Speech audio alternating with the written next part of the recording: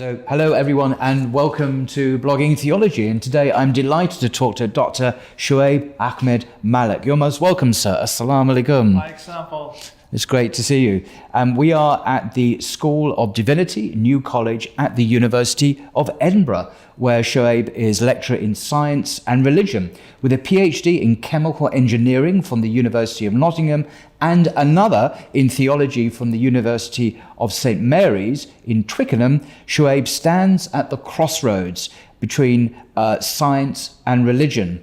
And his latest book, which is here, Islam and Evolution, there you are, you can see it there, Al-Ghazali and the Modern Evolutionary Paradigm, was acclaimed as the foremost academic contribution to the field of science and religion, receiving recognition from the International Society for Science and Religion in 2022. And he's working to develop the infrastructure for the field of Islam and science. So you are uniquely, I think, Shoaib, qualified in having two PhDs. I thought one was enough, but you had to go and get two.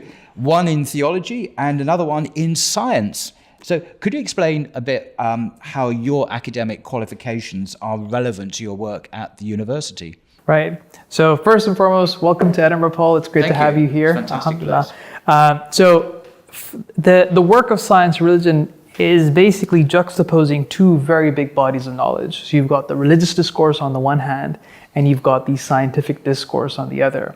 Now, of course, there are many different religions and there are many different sciences. And in order to help develop higher resolution analyses, you need to make sure that you have footings in both. And that's why I think that my training in the sciences as well as in the humanities allows me to navigate all these different conversations and provide hopefully helpful interfaces that can help researchers, students, as well as other people who are trying to just answer the big questions. So you're teaching at postgraduate level as well? Is it master's or PhD level? Yeah, for now, at the moment, we're only teaching at the postgraduate level. Right. So we have master's degrees in science and religion. We have both in-person options as well as online options. We also do PhDs in science and religion. So you can actually go ahead and do a degree in this area, be it online, distance learning, in person. We have a variety of options. So you could be anywhere in the world as a student, and study with you at Edinburgh. That's amazing, in person and online. Oh, that's remarkable. Yeah. So you said before, and I quote, Edinburgh is going to be a very strong centre for the field of Islam and science, end quote. Could you explain how this will be so? Yeah, so in terms of the institutional bodies that are responsible for training students at a postgraduate level or at the PhD level, there are only two centers in the world that are really dominating the field. One is the Ian Ramsay Centre at the University of Oxford, and the other is the School of Divinity at the University of Edinburgh. These are the only two institutions, I'd say, that are full-time working on developing the next cohort of scholars in the region, in the discipline. As a result, naturally, as the discipline grows, there's a need for having scholars that don't just specialize in Christianity, which has been the dominant mode of discussion for the past few decades. For the first time now in the history of both of these institutions, we now have a lecturer who specializes in Islam and science and can now help develop postgraduate modules on Islam and science, as well as train people on how to do Islam and science for the PhD. And this is why it's both a privilege and an exciting opportunity to be here at the School of Divinity, so that we can hopefully create the next cohort of scholars who can take this field into many exciting new directions. And you've been here just a couple of weeks. This is a new career in this university. So 2 months in. Wow, it's amazing. Well, I wish you the best. So but many people might be thinking, why do we need a focus on Islam and science specifically? Because I'm thinking, well, that's a very interesting way of putting it. Why that specific combination? And how do you see Edinburgh University's role in facilitating this? So I think that Islam has interfaces with many different things, right? Be it history, be it philosophy, be it theology. And I think that Islam and science is just the need of the hour, right? In the modern world that we live in, we have a lot of interesting questions that are emerging, coming to the fore, right? Evolution is one very serious, outstanding question, which is why I focused on evolution for the past 10 years or so. We have new things like AI. That's raising a lot of concerns, both worries and opportunities. What can we do with AI that can be very constructive for us? What are some of the concerns with AI, right? And of course, some deeper metaphysical questions. For example, can AI ever have sentience? What does that mean, right? And so I think with every era, we're always going to have new challenges. And science is now a very dominant discourse. And naturally, I feel that there's a real need for a lot of scholars who are interested in this interface to kind of look into what are the different sciences, how are they engaging with Islamic thought, and what we can do to constructively develop the field. So that's why I feel this is a necessity. I think it's a need of the hour. Yeah, indeed. Yeah. So, but how does Islam, as a tradition rooted, I think, in divine revelation, the Quran and the Sunnah, relate to the rapidly evolving world of science? What are the unique challenges that faces? So I think there are many challenges, because I think on the one hand, you have to be conversant with the tradition, and that takes time, right? A lot of our tradition is based on Arabic, right? It may also be in the Urdu language if you are from a particular environment, be it India or Pakistan, Farsi if you're from Iran. And so we have these three very, very rich languages that form a part of our tradition. Engaging that and mastering that has its own challenges, right? But if you can, get through that, then you have the other challenge of which science is it that you want to engage with. So just even trying to understand the nitty-gritties of quantum mechanics, the nitty-gritties of evolution, AI, all of those require time to at least appreciate, if not fully master. And as soon as you begin to see, okay, this is, now I understand the Islamic tradition, this is how I understand this science, only then are you able to kind of then create that interface, at least at a reasonably academic level, to launch a conversation forward. Now, what the University of Edinburgh is really good at is we have the expertise of many different experts, both in AI, evolution, quantum mechanics, whatever have you, and the religious sciences as well. And I think that's why we're uniquely situated to help people, no matter which inquiry they're looking at and which tradition they're looking at, to help develop the field further.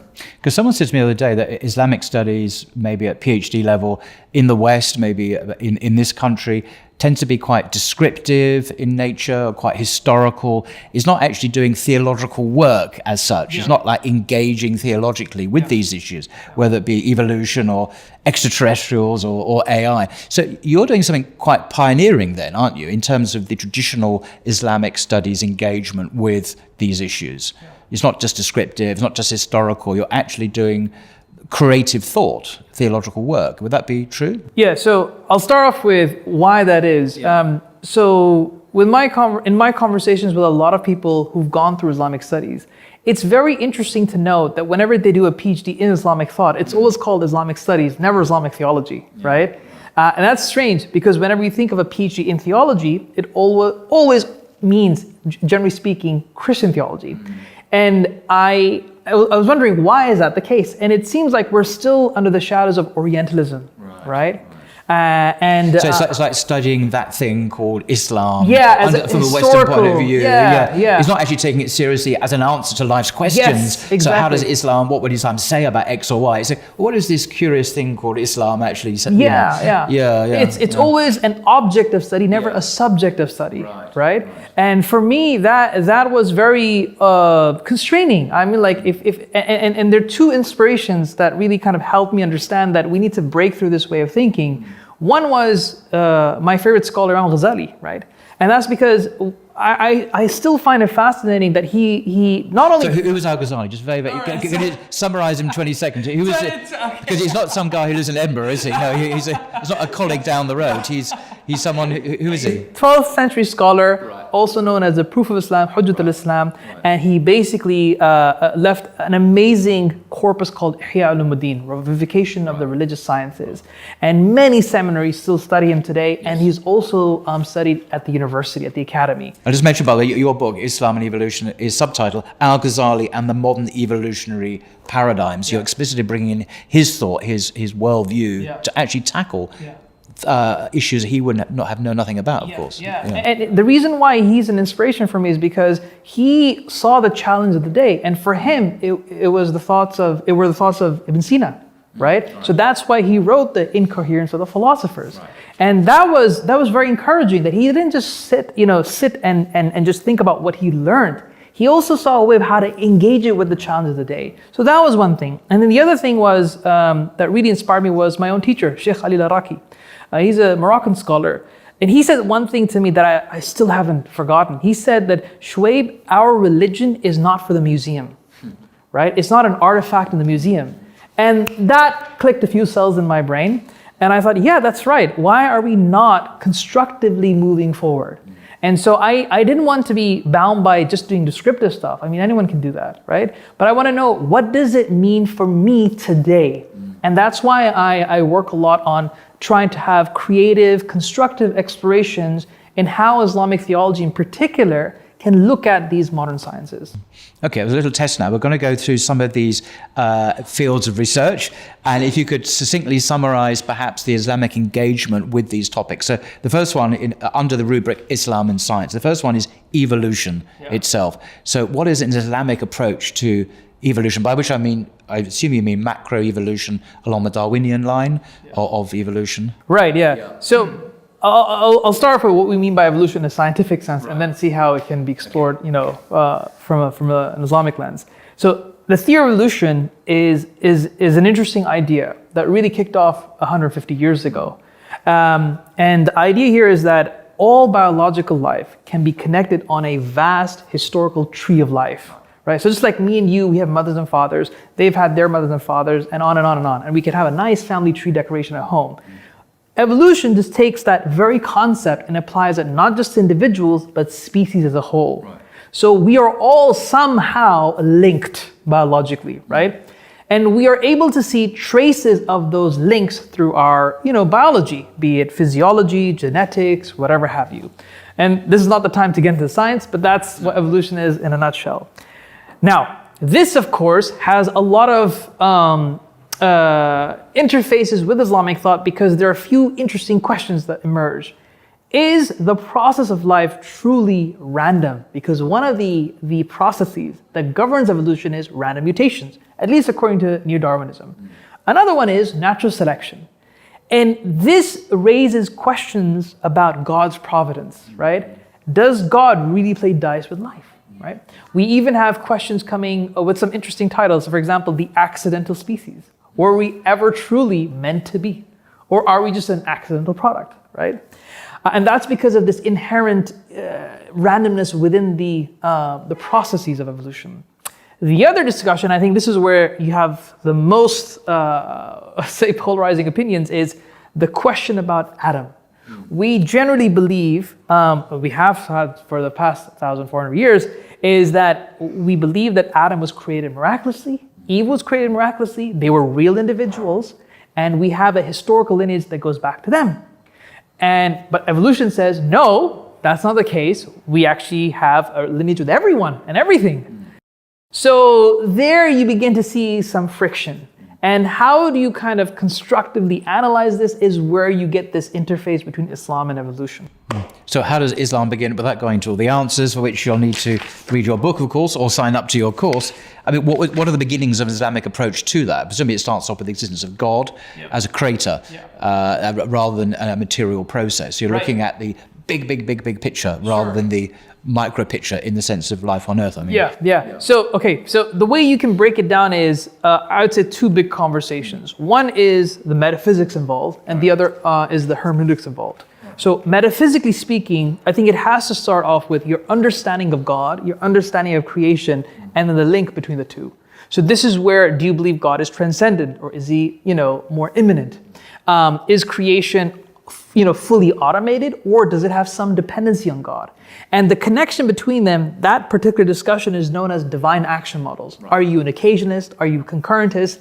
Right? All of those conversations impact how you view things like natural selection, how you view things like randomness. Which may not, theologically speaking, be random at all, because this is where God's action comes. If you're an occasionalist, then of course you have a very different understanding of randomness. It's not really random at all. So that's the metaphysics part. Right. And then from the hermeneutics part, this comes down to the rules that you have in order to interpret scripture. And this is, a long-standing debate between reason and revelation, right? Ghazali had a specific response. Razi had a specific response. Ibn Taymiyyah criticized Razi for how he viewed the relation between reason and revelation. So it requires you to address both of these conversations before you have that interface with the science. So one of the things that I think is really interesting is we're revisiting these debates, but in a completely new context. And that's what makes the field so interesting and vibrational. Okay. Well, the next, we're going through some of these areas of discussions. The next one is extraterrestrials. And at this point, I want to mention this book, which you co-authored, Islamic Theology and Extraterrestrial Life, New Frontiers in Science and Religion, with the coolest theology cover of a book I have ever seen. I mean, it is so retro. So well done to the design and the publishers for having the guts to do something quite innovative there. So what is it about, extraterrestrials and Islam? I know Christians have been discussing this for a long time as well. And Muslims are now getting in on the act and talking about it. So what's an Islamic approach to ET? Right. So I think that we have gotten comfortable with the idea that perhaps we may be the only sentient life out there, right? I'm talking about at least in the sense that we can see, right? Sentient meaning like conscious? Consciousness, having the ability to think, moral reasoning and all of that.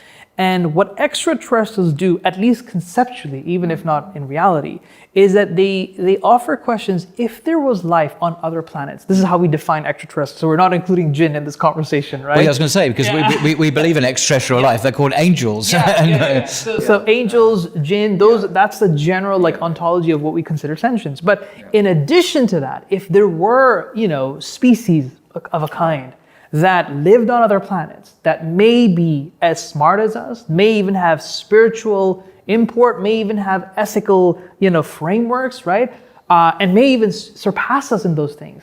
What could that mean for us as religious folks today, right?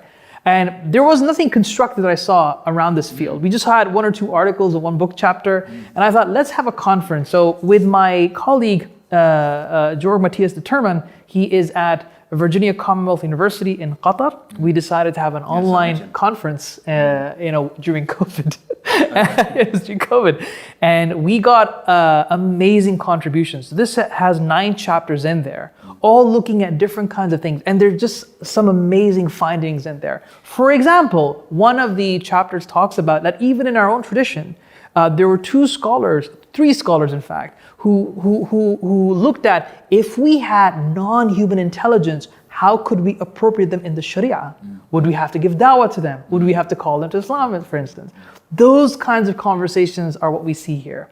So it's the first of its kind, it's a breakthrough, and I hope that many people pick up the ideas and see, where they can go with that. And this is why I say do judge a book by its cover, because there's the opposite. Now on the back cover it says here, there's some words from Stephen J. Dick. He's the NASA chief historian and Congress chair in astrobiology. He says, this is a substantial contribution to the new and growing field of astrotheology. It's a new word there. And should be read by anyone interested in the future evolution of religions on Earth. So this is getting attention from people at NASA now, which is great. Not perhaps surprisingly, extraterrestrials. But so the next one is the vexed question of AI, artificial intelligence. Interestingly, several days ago, I went to Regent's Park Mosque on 2 separate times, one for Asr prayer, one for Maghrib. And on both occasions, I bumped into 2. One was a student doing AI at Imperial College. This is a Muslim doing artificial intelligence at Imperial College in London. And the second day, I met another guy who'd done his doctorate in AI. And so I had AI on both occasions. So Muslims are engaged at a very advanced level in artificial intelligence. One of them is now working for pharmaceutical companies who's using it to help people medically, solve diseases and so on. So this is already happening. This is not just a theoretical thing. But in terms of theology, what is a theological angle? What's an Islamic theologian doing looking at AI? What's the business there? Well, the most immediate question that really comes to the minds of many is, can AI ever be conscious? Can it ever have sentience, right? So can we ever treat AI as if it is morally accountable, right? Can it ever be a mukallaf, right? And I think that really depends on which theological prism you're looking at. So I have one colleague of mine, Nazif Mohtaroglu. He's at Yale University right now. He is penning a monograph on artificial intelligence and Maturidi theology in particular. His tentative conclusion, he says he keeps vacillating when he goes through his research. But his tentative conclusion is that it's philosophically impossible for AI to have, consciousness like us. I disagree. I think that there might be space for, AI to have some form of sentience. How that looks like, I don't know as of yet. But I don't see it to be impossible within God's power, where if you put enough computer configurations together, eventually it can start thinking, really in the sense of thinking, and having, free will. I don't know, I'm not saying that will happen, I'm saying that could happen. So that's one key question, right? And then there's also the question of how AI could impact religious practice, right? So when ChatGPT 3 first came out, there was this priest who printed off a Friday sermon from ChatGPT 3, and he read out loud, and it was so touching. People were very, they were moved by it. And then in the end, he revealed that this is all by AI, and they were shocked, right? It could produce something like that. And the new AI tech, new ChatGPT versions 4.0 is even more phenomenal than ChatGPT. And 5 is coming out, and I can't wait.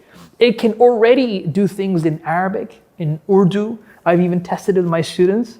And so I think that if AI eventually advances, perhaps we could be seeing something like, iRobot, where the movie by Will Smith. Yeah, where we can have AI in our houses, potentially as workers of some sort. It sounds like slaves, actually. So I don't know. And then we have, do robots have rights? Can we just use them to clean our whatever? And interesting there. Yeah. Do they have moral agency? Should they be treated as having rights and dignity? Exactly. So everything gets impacted. Yeah, there's even a really good series, British sitcom called, it's called Humans. It came out on BBC. Okay. It has 3 seasons as far as I remember, and it's phenomenal. It really gives you at least some imaginal space of what an AI dominant world could look like. Very, very interesting. So even our understanding of human relationships can be altered because of that. And so the question is, are we deluding ourselves that they really have consciousness, right? So those are the kinds of theological questions that I think emerge from that interface. Very interesting field. Okay, another field of research interest of you is Islam and atheism. I'm thinking, why atheism? What's that got to do with Islam? But why is that a particular subject of interest for you as an Islamic theologian? Right. So when I first started thinking about Islamic thought at a very theological level, the prompt was actually atheism, right? So this was in the heyday of New Atheism, Richard Dawkins, Daniel Dennett, right? And the question that came to my mind was, how can you really prove God exists? And so there's a whole corpus out there in which you can kind of see the different arguments for God's existence. So that caught my interest. But then more than that, atheism is not just about proving God's existence. It's also about science and religion, right? Because a lot of the new atheist community believes that science is fundamentally at odds with religion. And that became the doorway for my interest in science and religion. So Islam and atheism was personally the first stepping stone for me to get into where I am. And I think that was just coincidental with the dominant discourses that were taking place on YouTube and social media. But I think the reason why it's interesting to see this as a field of study is because I think the impact it's had in the Muslim space may not necessarily be the same as it's had in the Christian spaces or other spaces. And I think there's a lot of room here to investigate this, both historically, sociologically, and theologically, right? So I think that's the reason why I'm very interested in the field of Islam and atheism. I mean, for me, I get the sense that psychologically, at least, that if a scientist can come up with an explanation about how something works, therefore you, in some intuitive way, remove the need of God being an explanation. Yes. But that, of course, is not really a worked out thought, but it's a sense that there are competing explanations. Yeah. It's either the God explanation or the materialist scientific explanation. But as a theologian, look, I know you've written in your book on Islam and evolution, which I've read, that's not quite the whole story, is it? No, I think so. If you look at classical theism, right, this is in both Christianity and in Islam, right? The way we viewed the world was we believe that there's God and there's creation. And these were always never competing explanations. Right. These were complementary explanations. What you could explain here through the lens of science or whatever it was back in the day would never actually compete or contradict God's existence. What happened over time, just because of certain shifts in theology and just general cultural thought, rather than becoming God and the natural world as complementary explanations, it became God or a scientific explanation.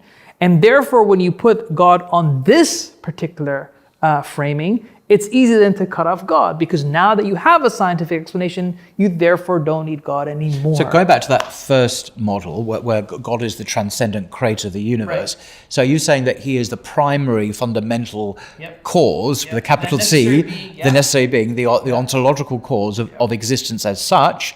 But then you get science looking at secondary causes, so the mechanisms within nature, assuming, of course, because it's a free lunch for science, assuming the existence of matter itself in the first place.